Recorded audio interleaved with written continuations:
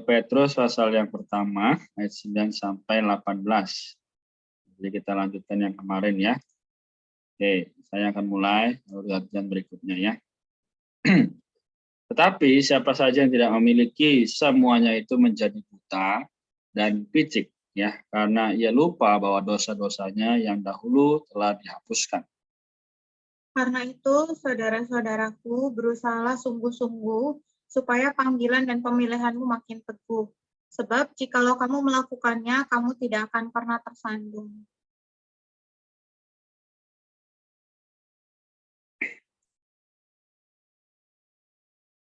Erin, apa bisa?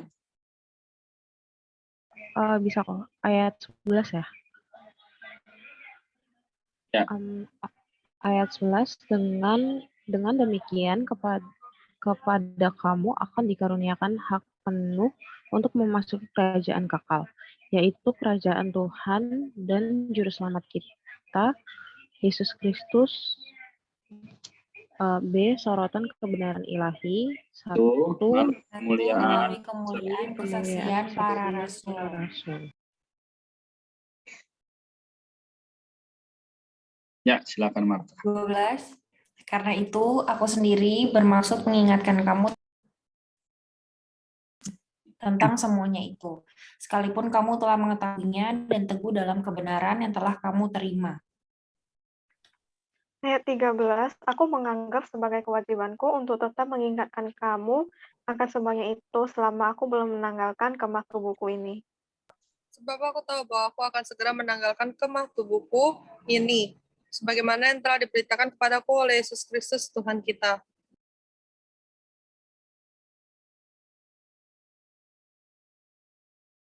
Silakan, Lady atau Eva. Oke, amin. Ayat 15 ya, Kak? Ya. Tetapi aku akan berusaha supaya juga sudah kepergianku itu, kamu selalu mengingat semuanya itu. Ayat 16, sebab kami tidak mengikuti dongeng-dongeng isapan jempol manusia, ketika kami memberitahukan kepadamu kuasa dan kedatangan Tuhan kita, Yesus Kristus sebagai Raja, sebaliknya kami adalah saksi mata dari kebesarannya. Amin. Sebab ia menerima kehormatan dan kemuliaan dari Allah Bapa ketika datang kepadanya suara dari Yang Maha Mulia yang mengatakan, inilah anakku yang kukasihi, padanya lah aku berkenan. Kami sendiri mendengar suara itu datang dari surga ketika kami bersama-sama dengan Dia di atas gunung yang kudus. Haleluya. Oke, puji Tuhan atas ayat yang kita baca. Dari sini ada yang mau membagikan dahulu apa yang didapatkan atau bertanya yang kurang mengerti?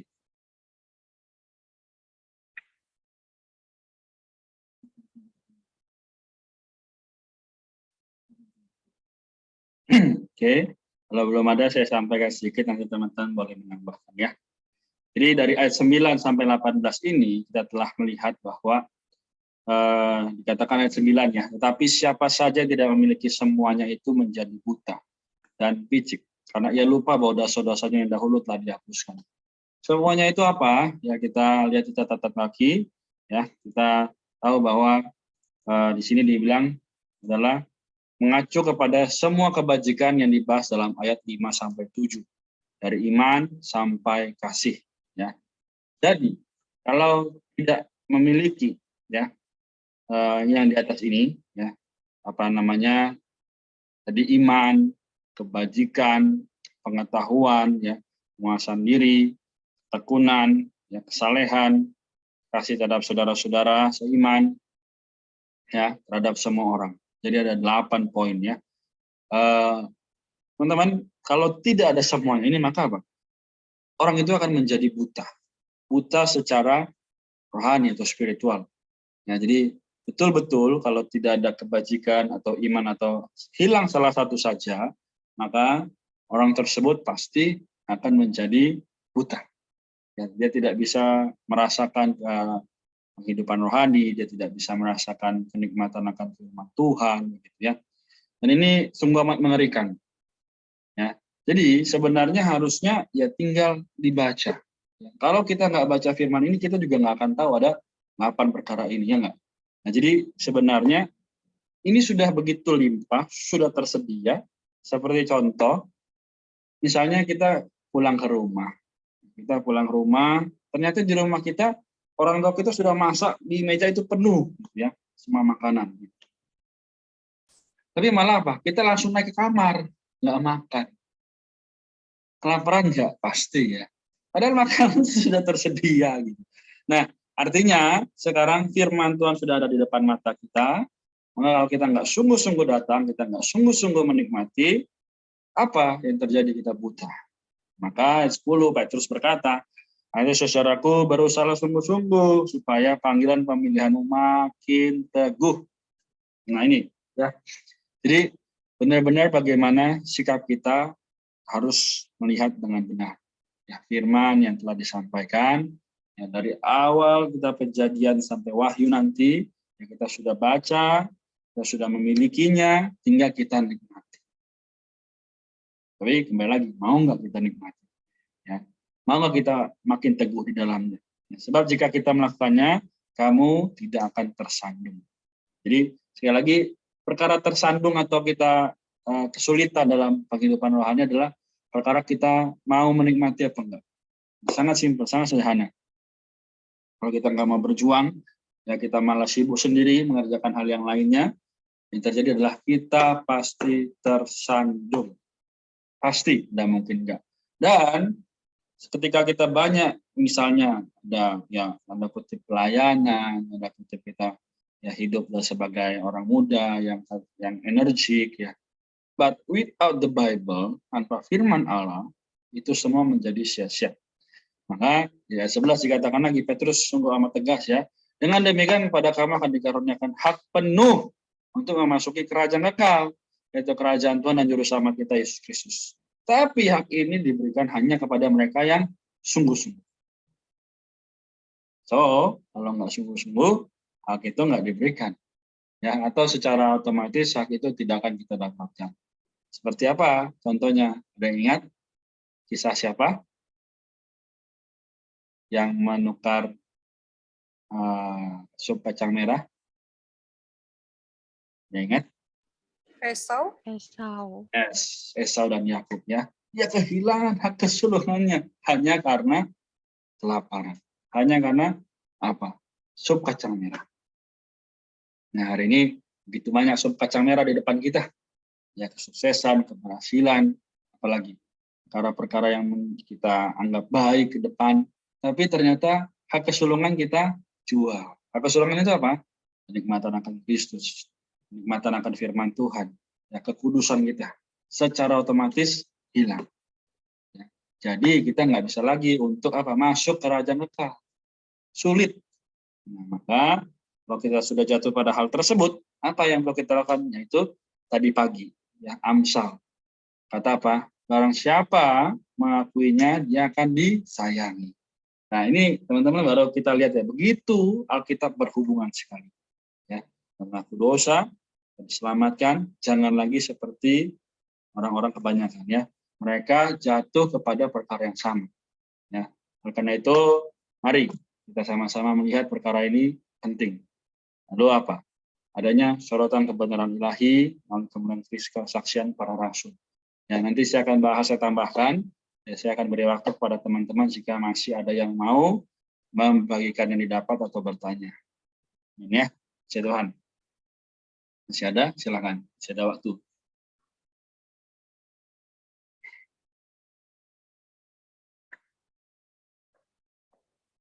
Aku juga menikmati di ayat 10 ya, di ayat 10 sama di ayat 11. Jadi ini sebenarnya lanjutan yang kemarin ya. Jadi ada satu dorongan dari Petrus tersendiri ya kepada kita ya di ayat 5 sih sebenarnya, sungguh-sungguh berusaha menambahkan kepada imanmu kebajikan kepada pengetahuan dan lain sebagainya. Sebenarnya ini buat apa sih? Nah, sebenarnya ini adalah membawa kita itu masuk ya, memasuki kerajaan kekal ya. Jadi kerajaan kekal ini memang adalah satu hak bagi kita, tapi untuk mendapatkan hak ini kita perlu sungguh-sungguh mengejar apa yang Tuhan kehendaki ya. Jadi hari ini segala sesuatu yang ada di atas itu ya, sebenarnya berasal dari diri Allah ya.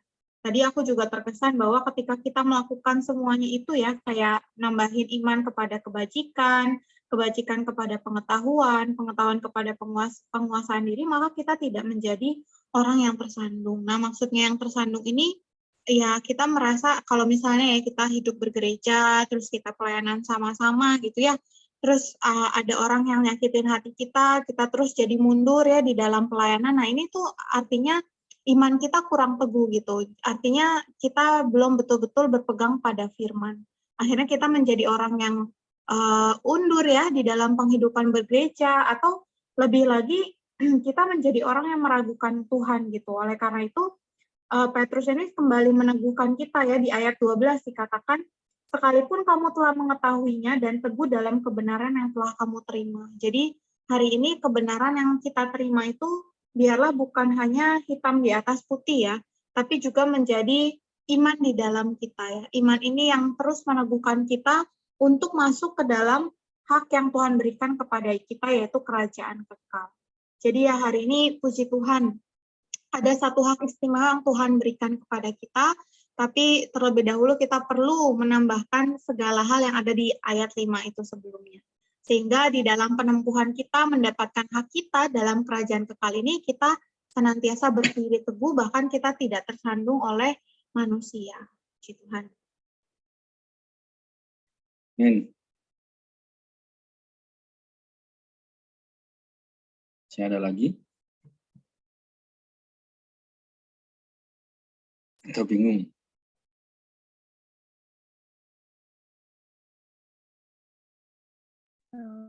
Aku juga menikmati di ayat yang sama, yaitu ayat 10 dan 11. Ini aku terjemah bahwa ya, tetapi harus mempertahankan dengan sungguh panggilan dan pemilihan kita, supaya bukannya maka kita tidak akan tersandung. Jadi di sini aku benar-benar menikmati gitu bahwa sekarang aku udah menjadi orang yang percaya kepada Tuhan. Aku harus tetap bergerak gitu. Aku harus mempertahankan panggilan Tuhan terhadap aku gitu. Panggilan yang sejak sebelum dunia dijadikan, Tuhan telah memanggil aku dan memilih aku gitu. Aku juga bersyukur gitu, Tuhan telah memilih aku, memilih kita semua yang ada di sini, memilih para orang-orang yang telah percaya kepada Dia gitu. Jadi jika kita mempertahankan ini semua, dikatakan kita akan dikaruniakan hak penuh memasuki kerajaan kekal. Jadi ya ini sih aku juga kembali ingat bahwa sebagai orang Kristen aku tidak bisa menjadi orang Kristen yang hanya mengenal dan datang beribadah saja, tetapi harus bergerak gitu bagi pekerjaan Tuhan gitu. Sehingga dalam segala sesuatu yang aku lakukan, yang kita semua dalam pelayanan kita lakukan, kita akan mendapatkan hak penuh itu untuk memasuki ke Allah. Karena inilah harapan kita semua ya, bahwa kita berbagian dan masuk ke dalam kerajaan Allah ini, yaitu kerajaan Tuhan dan Juru Selamat kita, Yesus Kristus. Amin. Amin. Terima kasih, Rika. Oke, masih ada lagi?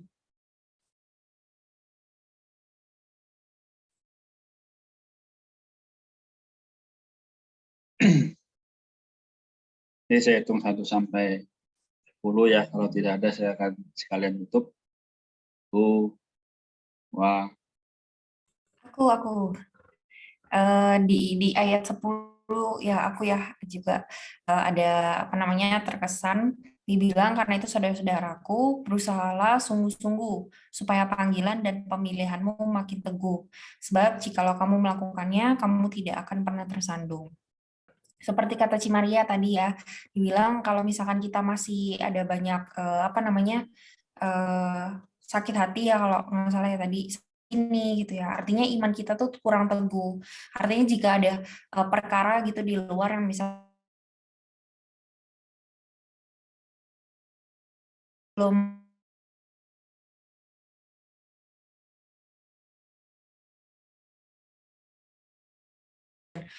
aku akhir-akhir ini memiliki satu pengalaman gitu ya, di mana aku ada aku sebenarnya ada mengalami sakit gitu ya. Habis gitu aku disalahpahami gitu sama ada seseorang gitu. Dan hal ini tuh membuat aku tuh kesal, sangat-sangat kesal gitu ya. Dan sebenarnya aku nggak mau hal ini terjadi gitu kan. Orang sakit ya siapa yang mau sakit gitu. Tapi soal aku tuh disalahpahami gitu seolah-olah orang itu menuduh aku tuh pura-pura sakit supaya aku tuh nggak ikut lah ada satu apa satu acara gitu ya. Dan hal ini tuh apa kembali lagi menyadarkan aku gitu loh saat aku sedang kesal gitu ya. Ada satu perasaan yang timbul gitu. Aku langsung mikir, loh kok aku nggak doa dulu ya sama Tuhan ya? Kok aku sikapnya langsung begini ya, langsung marah-marah ya? Biasanya aku nggak kayak begini gitu.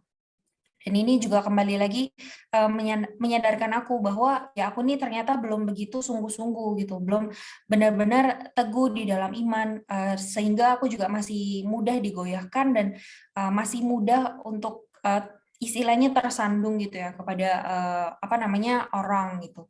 Dan aku kembali lagi bertobat ya malam hari ini ya. Semoga juga melalui apa namanya ayat ini bisa juga memberkati teman-teman sekalian gitu bahwa kita tuh ya satu sisi memang semuanya adalah kasih karunia Tuhan, tapi juga di sini Paulus menganjurkan kita supaya kita berusaha dengan sungguh-sungguh gitu, supaya panggilan dan pemilihan kita ini makin teguh, sehingga kita juga tidak mudah untuk tersandung kepada saudara dan saudari kita. Dan hal ini juga sangat-sangat penting ya, karena di dalam satu tubuh kan sebenarnya tidak boleh ada perpecahan gitu, tidak boleh ada sakatan di dalam satu tubuh, karena ini adalah tubuh Tuhan, bukan tubuh kita gitu. Kepalanya itu adalah Kristus itu sendiri, sehingga terhadap anggota tubuh pun kita tidak boleh ya semena-mena untuk memotong diri kita gitu. Tidak juga bisa mengatakan kepada anggota-anggota lain bahwa aku tidak membutuhkan kamu gitu. Dan apalagi jika tersandung ya gitu. Jadi perlu kita perhatikan perkara ini dengan serius. Aku pun kembali ya tertegur ya akan hal ini gitu. Puji Tuhan. Thank you, Martha. Oke. Saya hitung 1 sampai 5 ya. Kalau tidak ada saya tutup. 1, 2, 3, 4, 5. Oke. Sebelum kita lanjut ayat 12 sampai 18, saya mau hasil lihat satu ini ya. Perkataan yang seharusnya juga kembali menguatkan kita ya. Jadi kalau kita lihat sama-sama menurut KBBI atau Kamus Besar Bahasa Indonesia, sungguh-sungguh itu adalah apa sih?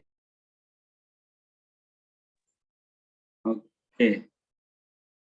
Sorry ya, sinyalnya masalah. Suara saya masuk nggak ini? Oke, thank you. Masuk.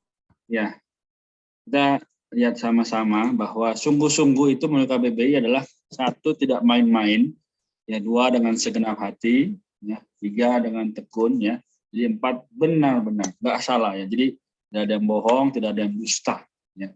Jadi sungguh-sungguh kepada kita Tuhan telah memberikan kasih-Nya, sungguh-sungguh Dia mati bagi kita. Sekarang tinggal tugas kita atau sikap kita bagaimana. Ya. Dikatakan ayat 12 sampai 18 ini adalah satu kesimpulan dari ayat-ayat sebelumnya ya. Di ayat 16 saja kita langsung baca ya. Sebab kami tidak mengikuti dongeng-dongeng isapan jempol manusia, jika kami memberitahukan kepadamu kuasa dan kedatangan. Sorry ya, sebetulnya saya kaget juga terpental terus ya.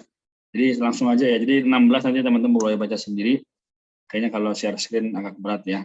Jadi saya lanjut kepadamu kuasa dan kedatangan Tuhan kita Yesus Kristus sebagai Raja.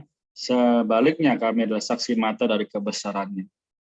Jadi sekali lagi kesimpulannya adalah kita tidak mengikuti dongeng-dongeng atau firman-firman yang hanya di luar, ya. Tapi perlu dialami dulu, ya, perlu mengalami doa, ya, sehingga dalam penghidupan, dalam masa depan kita nanti bersama dengan Tuhan, kita bersama-sama boleh menjadi orang yang bertumbuh pesat ya dalam kerohanian.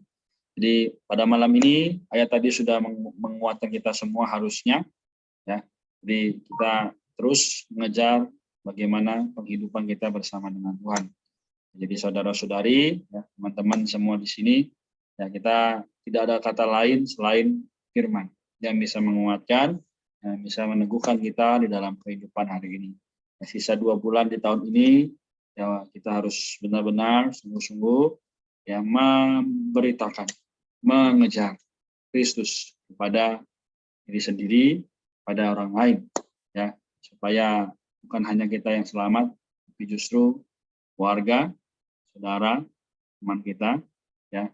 Jadi kita juga terus berjuang supaya iblis tidak mengkocok kita. Amin.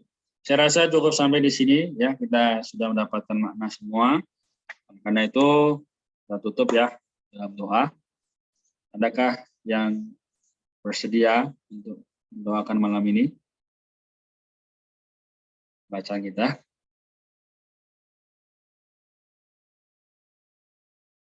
Aku Ya, silakan. Mari teman-teman kita bersatu dalam doa. Tuhan Yesus, terima kasih Tuhan atas berkat-Mu hari ini ya Bapak. Kami bisa membaca Alkitab bersama ya Bapak. Tuhan kiranya ayat-ayat tadi bisa menguatkan kami ya Tuhan dan mengingatkan kami ya Tuhan serta bisa kami lakukan di dalam kehidupan sehari-hari kami juga ya Bapak. Tuhan berkati Korey, Ci Maria, Ci Marta, Ci Okta, Ci Rika, Jeva dan Ciledi serta teman-teman kami juga ya Tuhan yang belum bisa hadir ya Bapak. Engkau berkati kesehatan mereka, berkati pelayanan mereka, berkati pekerjaan kuliah mereka, segala sesuatu apapun yang mereka lakukan untuk kemuliaan nama-Mu saja ya Bapak. Terima kasih Tuhan Yesus, kami serahkan doa kami ke dalam tangan-Mu dalam nama Tuhan Yesus. Haleluya, amin. Amin. Oke, terima kasih.